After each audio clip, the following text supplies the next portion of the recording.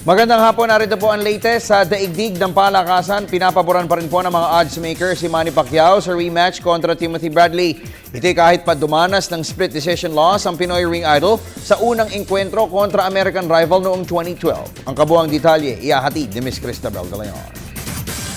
Bagamat ipinagmamalaki ng kampo ni Timothy Bradley na dodominahin nila si Manny Pacquiao sa rematch, nananatiling paborito pa rin sa odds betting ang Pinoy hard hitter. Sa pinakahuling takbo ng pustahan, lumalagay na negative 220 favorite si Pacquiao habang plus 175 underdog naman si Bradley. Ang ibig sabihin nito, ang $220 na pusta para kay Pacquiao ay kakabig lamang ng $100 habang $100 na puhunan para kay Bradley ay magkakaroon naman ng ganansyang $170. Sa panayam ng PTV Sports, naniniwala si sports radio anchorman Renato Lirio na lolobo ang bentahin ni Pacquiao sa odds betting kapag bumuhos na ang pusta ng mga supporters ng Sarangani Fighting Pride mula dito sa Pilipinas. Yung unang release, di ba, si Manny, hindi, 175. Apa. Ano ba ngayon? Ganun pa rin po halos eh. Yan o, kung kaya si Manny, para manalo ng $100. Doon out to $120. Opo. Kung kay Bradley naman kay tatay, ng $100, mananalo kayo ng 175. Opo. Palagay ko, okay yan. Palagay ko, okay yan. Opo. Tumaas din, dumating yung mga Pinoy, may iwan si Bradley. Pero palagay ko, dikit yan, ganyan. Samantala, sang-ayon naman si Lirio sa pananaw ng ilang eksperto na maaaring magpursige ng husto sa laban si Pacquiao kapag hindi masyadong nalyamado sa odds betting. Yung pagkaganyan close yung odds na napapansin niyo, magmamotivate kaya siya personally. Mamomotivate si Manny Pacquiao. Ako yung Manny Pacquiao, sabi nga ni Fred Roach, hindi naman halos nagbabago yan eh. Talagang na-apektuhan na si Manny Pacquiao ng kanyang political way of life at saka yung religious way of life na for the meantime dito sa laban nato, sa tingin ko, medyo sinet aside muna ni Manny Pacquiao at nag-focus talaga siya sa boxing at his career. Yun nung unang nag-uumpisa pa siya. Parang gano'n. Okay. Throwback si Manny Pacquiao dyan. Okay. Kumbaga, yung batang Manny Pacquiao, makikita nitong batang si Timothy Bradley. Nakataya ang WBO welterweight belt sa ikalawang engkwentro ni Pacquiao at Bradley sa MGM Grand sa Las Vegas, Nevada sa April 13. Para sa PTV Sports, Cristabel de Leon, Telebisyon ng Bayan. Samantala, mananatili naman bilang head coach ng Global Port Batang Pier si former PBA cager Pido Harencio. Ito'y kahit hindi pa rin niya nabibigyan ng panalo ang Mikey Romero own team. May report si Sports Radio 918 reporter Ria Arevalo. Bagamat nasasadlak sa 0-7 start, wala pa ring balak na magpalit muli ng coach ang Global Port Batang Pier. Ayon kay Team Manager BJ Manalo, buo pa rin ang tiwala nila kay Chief Mentor Pido Harencio. Kahit pa sila na lamang ang koponan na wala pang naitatalang panalo sa papatapos na elimination round ng PBA Commissioner's Cup. Definitely si Coach Pido is having a hard time, no? Very evident naman yan eh, especially sa situation namin na 0-7. Napakahirap kahit sino pa ilagay mo dyan na team o na players din, no? Na coach. Ilalagay mo sa isang sitwasyon na ganito.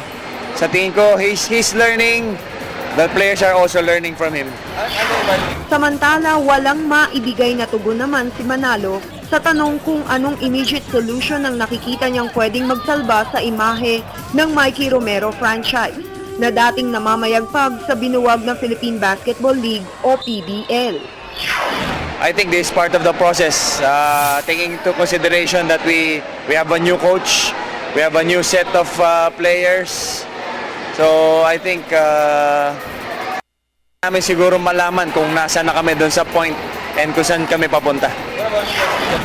Ang Global Port ay kasalukuyang dumaranas ng worst ever campaign sa PBA matapos na ihatid sila ni interim coach Richie Tixon sa quarterfinal ng nakalipas na All-Filipino Conference.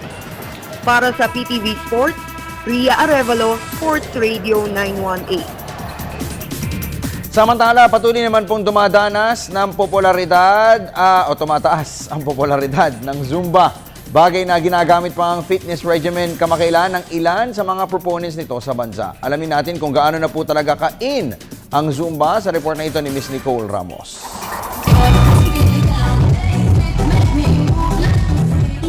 ang dance fitness regimen na Zumba sa kamalayan na mas nakararami, particular na ng masang Pilipino. Itong advokasya ng Carl Edwards International sa pagdaraos ng One Fitness Day event sa Eaton Centris sa Quezon City nitong weekend. Dinaluhan ng libo-libong fitness buff na puno ng sayang aktibo na naghihimok sa lahat na maging health conscious. Sa pangunguna ni celebrity Regine Tolentino, nagpresenta ng mga bagong sayaw at Zumba steps ang mga professional instructors. Kabilang na rito si Madel Paltu-Ong. I'm thrilled that Zumba is making its way. It's actually making a grand entrance in the Philippines and people are really embracing it, loving it, having so much fun, looking great, staying fit, and just bonding. It's amazing to be a part of this and we're just proud that, to share the Zumba love. Nilinaw rin ni Tolentino na hindi lamang para sa mga elitista ang Zumba, na gumagamit ng tuloy-tuloy na sayaw at aerobics routine bilang workout. Zumba is not only for like yung mga mommies or mga daddies, but it's actually great for the kids hanggang sa mga senior citizens. So it's something to be very proud of because it's super bagay sa mga Pinoy, madaling gawin. So definitely we promote it so that everyone can do it and have fun. Samantala, masayang ibinalita naman ni American Association endocrinologist official Dr. Florence Santos na dahil sa patuloy na pagyabong ng popularidad ng Zumba, nababawasan ang kaso ng mga pasyente na dinadapuan ng sakit na diabetes, hypertension at iba pa. Oo nga, mababawasan. Pero it's okay. It's for the better. Because we're going to be more aware about the importance of physical activity. Wherein Zumba dancing is one of the best physical activity here.